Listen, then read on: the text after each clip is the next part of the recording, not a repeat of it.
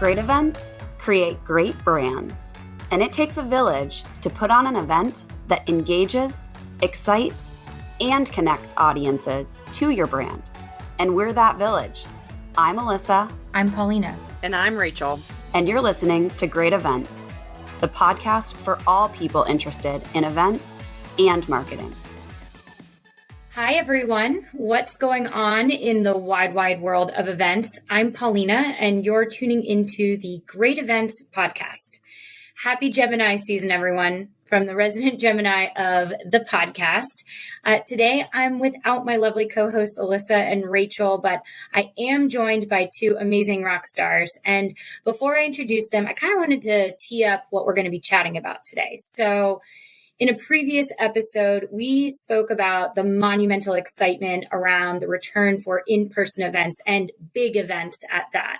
So I started thinking about it, and, not everyone is essentially back to in-person events. Maybe their programs aren't there. Maybe the budgets haven't returned.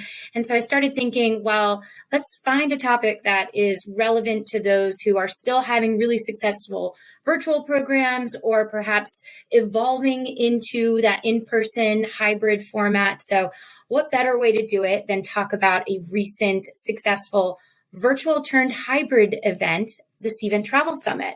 And so for those who are unfamiliar with this program, it was really designed to bring together travel buyers, transient suppliers, and give them an opportunity to learn, network, and discuss strategies really during an unprecedented year for travel.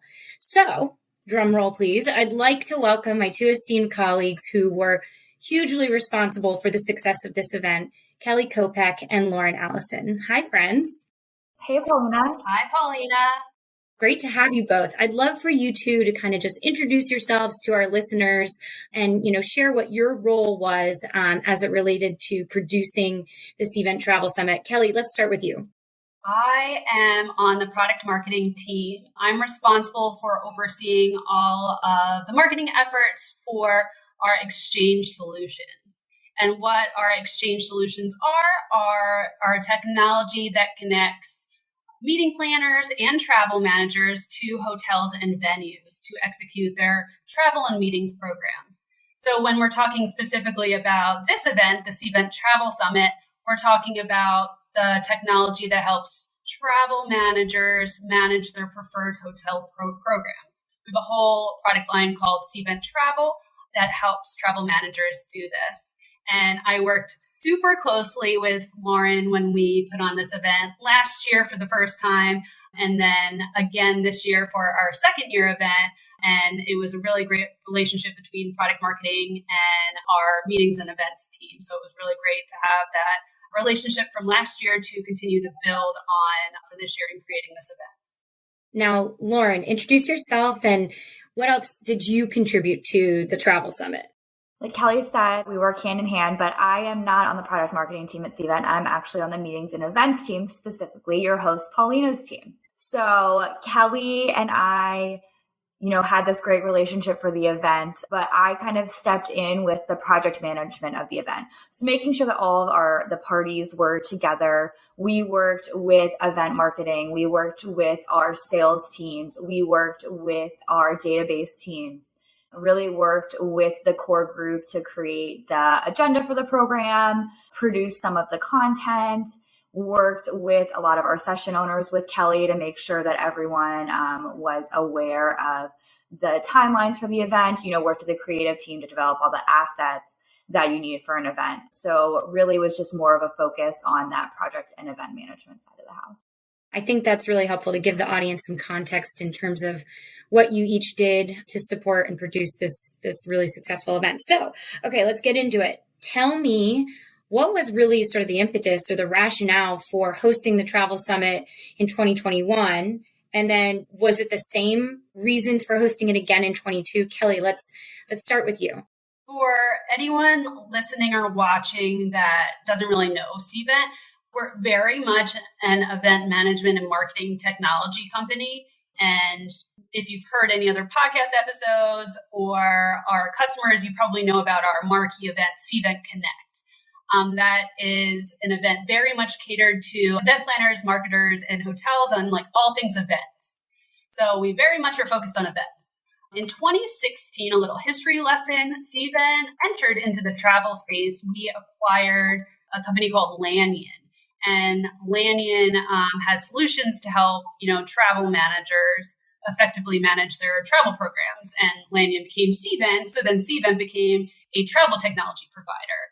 But we really didn't have anything that engaged the travel persona in the travel space, especially when it came to an event, like a Cvent Connected in the event space. So the idea is that we would put on a virtual event because we're in 2021. We're knowing that the industry is pretty down because of the pandemic. Not a lot of travel is happening. Hotels are short-staffed. And it's really a great time to host something virtually when virtual is in its prime to talk about travel, motivate our audience, and bring the travel industry together from the buyer and the supplier standpoint. So 2021 was really the time for Cvent to introduce this event. And we took that opportunity and we put on this one-day virtual event. So we wanted to really have this event be not just a user conference. We wanted to, like I said, bring the industry together from both sides and speak on trending topics. Last year, we focused on the recovery with the pandemic and optimizing your travel program to adjust your strategy to kind of what the situation was. When this year, we are really focused on travel is back. We're seeing business travel return for a lot of companies and a lot of different industries. And travel programs may look a little bit differently. And we wanted to focus on what those differences are in travel programs. You are on a roll. I love it.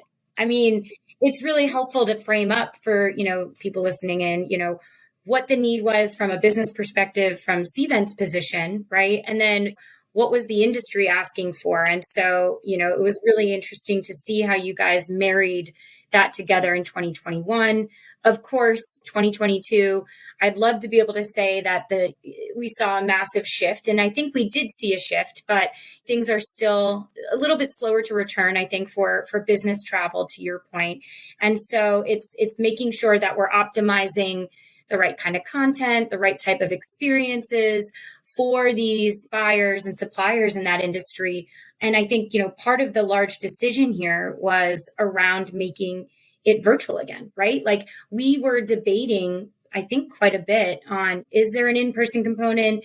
Do we just host it virtual? Should it be a webinar? Like these are real conversations that people who are listening in, traditional event planners, right? Event professionals, event marketers that are having those similar kind of conversations with their stakeholders. And I think throwing it to you a little bit, Lauren, you understood, Kelly has the marketing base, the content, the customer story, the customer experience that she's ready to kind of create and give to the attendees. But for you, you had to take all of those sort of priorities, the business objectives, the industry appetite, stakeholder decisions and opinions, and really navigate that event design experience.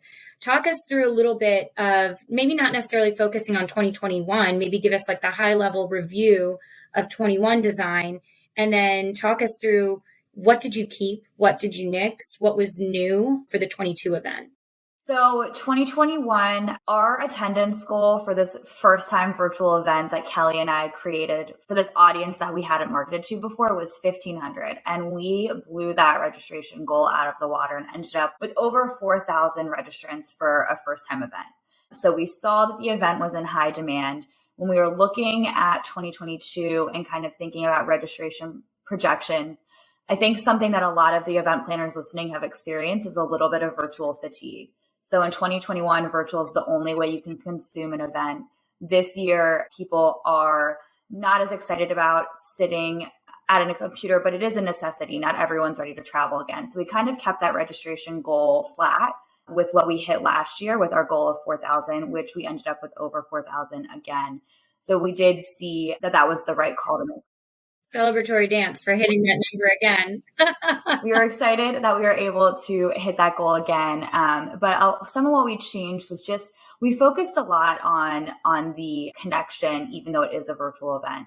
So using the Attendee Hub product of Cvent, we utilized the virtual discussions for what we called continue the conversation. Like Kelly said, we focused on how travel is back and all the different facets of the new travel experience. Sustainability, blending of business and leisure travel, diversity in travel, and all these kind of key topics that attendees could come and join a discussion and kind of continue what they had learned in their breakout sessions. We also had a interactive happy hour where you did a virtual escape room, which I've never done before, and it was pretty hard. So if that's how a virtual escape room is, I can't imagine an in-person escape room. And then we also made sure that we had a good mix of content. We wanted people to be engaged and not just feel like they were watching a 6-hour webinar. So for our general session, we had what we called industry travel talks, where it was 10 to 15 minutes from 5 C-level executives speaking on something that they were passionate about. And I think it was really helpful because you could kind of feel their energy through the computer screen. They weren't speaking on a talk track that we gave them. We curated the content with them and made sure that it was something that they would stand behind themselves. And then from the production standpoint, going live for Q&A, making sure we had speakers there for Q&A, having live breakout sessions, I think just shows that we do treat this like an in-person event. So there's still a lot that goes on, even though people think you're just recording it and hitting play. It is not like that at all. I can attest to the digestible sessions that were from the C-suite that were kind of, call it passion topics. I think he was the CEO of Accor. He was touching on bringing sort of the arts back to the business travel stay and incorporating customized playlist opportunities and really, really interesting things that I feel like travel isn't just about necessity. It has so many layers of experience to it. And to hear what some of the suppliers are thinking about, venues, destinations are thinking about accommodating for future travel experiences, not just trips, is just a testament to all of the learnings and opportunity for reflection over the last few years, given the sort of hiatus or slow down in terms of business travel booking. One thing I would love to pick your brain on was one particular session that took place during the event that was kind of a competition of sorts. But before we get into it, I want to have Kelly give us like a debrief on how that session came to life. Yeah, this was probably my most favorite session or webinar, like content that we ever put together from a Cvent marketing standpoint. It was really fun and engaging. The topic, the Purposeful RFP, you would think about a hotel RFP being a pretty like dry and not fun topic, but we wanted to find a way to make it fun. I can't take the credit for coming up with the idea of making it into a family feud game. It came from one of our sales reps, Laura Kearney. When we talk about this being a cross-department effort, like everyone comes to the table with ideas. She had Laura, one of her clients, participating in a session on the Purposeful RFP. And together, Laura and her client they wanted to make it more fun. So we thought, why don't we do this game of travel feud, we called it, where we have travel buyers versus suppliers, and we ask questions as if it's like a real family feud game show relating to travel and the RFP. Some of them more fun than others. So we had like a mix of legit questions on some of what was the top destination sourced for travel programs last year. And something as silly as, if you're stranded in a foreign country, what is the top phrase that you would want to know in that language? So we kind of just asked like silly questions, and we actually asked the buyers and suppliers all of these questions prior to the game show. So we populated their answers. So we had actual stats for each of the answers. I had to work with the Cvent creative team to create a Cvent Travel logo and make it look as real as possible. We had an awesome game show host who, threw in a lot of jokes and really engaged the audience. So all in all, it made a dry topic a lot more fun and engaging. We had a lot of chat interaction, and we did a lot of pre-event marketing around this session to get both buyers and suppliers coming for, the fun atmosphere that this session provided. So I think it was a really good playbook for sessions in the future, especially when it comes to travel and just making our topics more engaging. Absolutely love it. I mean, we're always looking for ways to reinvent and enhance content consumption, and a game show format for a particular, just like you said, a particularly dry topic is just the right way to breathe new life into it. I mean, going from one cool factor to the next cool factor about this event, I really want to talk about, because I think this is like the guts of what we're talking about today. It's really the opportunity for event professionals to be agile as they approach their planning across the board, right? Whether you're putting on a small meeting, an executive board meeting, or a conference, really, I think the rule of thumb for all of us is to be agile. And I think what's most interesting about the Travel Summit growing and evolving on sort of a 2-year perspective is the fact that this was always designed to be a virtual event. We had every intention, every priority really designed to showcase a digital experience. And I think, Lauren, I'd love for you to share with the listeners about how this event morphed from being an exclusive virtual event to basically an asynchronous hybrid experience.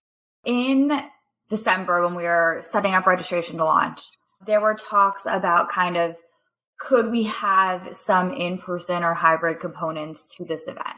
What would that look like? Was there even an appetite? So one of the easy ways to figure out if there is an appetite is to make one of your registration questions. Would you be interested in attending an in-person component of this event?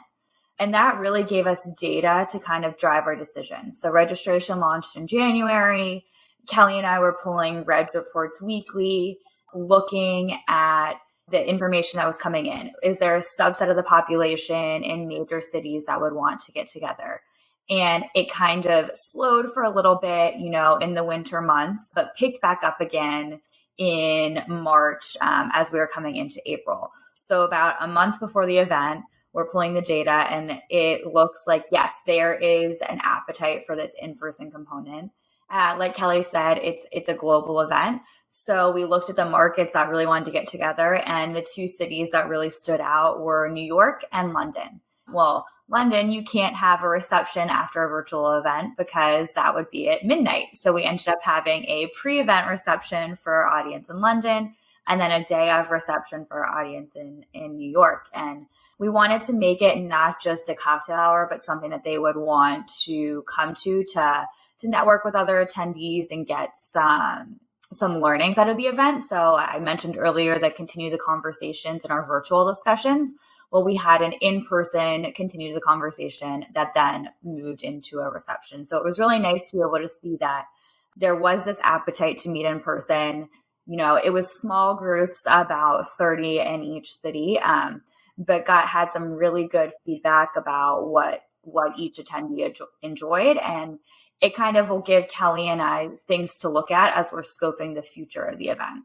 Love that. I think so much of what we've learned across the board is solicit information from your prospective registrants or from your attendees. Like, they're going to be the ones that can help guide you with some of these critical decisions as you look at your future roadmap and start to kind of populate the different event mixes that you think will fit the bill. And I think it's amazing that you guys leveraged just one reg question to help kind of inform a pretty critical piece of an event. And honestly, sourcing an event 4 weeks out in these major metropolitan areas is no small feat. So to be able to have a valuable networking experience for those, I'm happy to share, under budget. I have to give a shout out. I was actually on my honeymoon for 2 of those 4 weeks. And so Kirsten on my team really took over the sourcing. So she really helped Kelly and I out, because when we got the green light, it was crunch time. That's so much of what we're operating with, right? Agility, flexibility, teamwork, cross-collaboration, not just within marketing, but with sales stakeholders, executives, vendors, and partners. I mean, it's the whole gamut. Even for what was designed as a virtual event, you're still liaising with some of those amazing traditional partners, and I think we shouldn't lose sight of that. All right, we are getting close to time, but I'd love to just leave our listeners with one sort of big takeaway from each of you, putting you on the spot, Kelly, if you don't mind going first. Mine refers to several aspects of this event specifically, but quality over quantity. One of the learnings from 2021 to 2022 is we over-indexed on content. We over-indexed on several elements of the virtual experience. It's a better experience when it's streamlined. We scaled back on some of the breakout sessions and really had one virtual aspect experience going on at a time. So there weren't conflicting areas to send our audience to. And I think we really benefited from that this year. Also, we're so obsessed with reaching our goals. And while I think goals are great when it comes to attendance, it's not necessarily reaching that goal that is going to prove the ROI or get you that ROI that you need. My takeaway from 2021 was not everyone was talking about our registration number or our attendance number. Everyone was talking about some of those major deals that, we closed after the event, because these once prospects learned about Cvent Travel when they came to the Travel Summit. So it's really working with sales and optimizing your marketing plan to make sure you're inviting the right people to the event that can get you that ROI, because you want your audience to come and engage and be the right audience for that event to get that ROI. And if we're just focusing on max attendance, blowing that number out of the water, it might not get you that ROI because it's not the right people who are there. I think mine would be something Paulina touched on earlier, but being agile with these event formats, just because it was a virtual event last year doesn't mean it has to stay a virtual event. I mean, we introduced this hybrid component, and using our attendees, surveying them post-event to see what they're interested in for 2023 is giving Kelly and I a lot of data to look at and to kind of reformat and represent to our executive members what the future of this event could look like. And, we don't have crystal balls, so I can't tell you what it's going to look like right now in 2023, but I would assume that there's going to continue to be more of that kind of hybrid element to this event because we had such a success with it this year. I love that. I think, your two takeaways also work really nicely together. If you're surveying these really engaged and informed attendees to help sort of design and give you guys some context for future programming, then I think we're all working together and doing something right here. Thanks for listening to this week's episode of Great Events, a podcast by Cvent. If you want more resources on how to make your events great, go to community.cvent.com. That's community.cvent.com. Or if you've got a question for us or just want to say hi, email us at greatevents@cvent.com.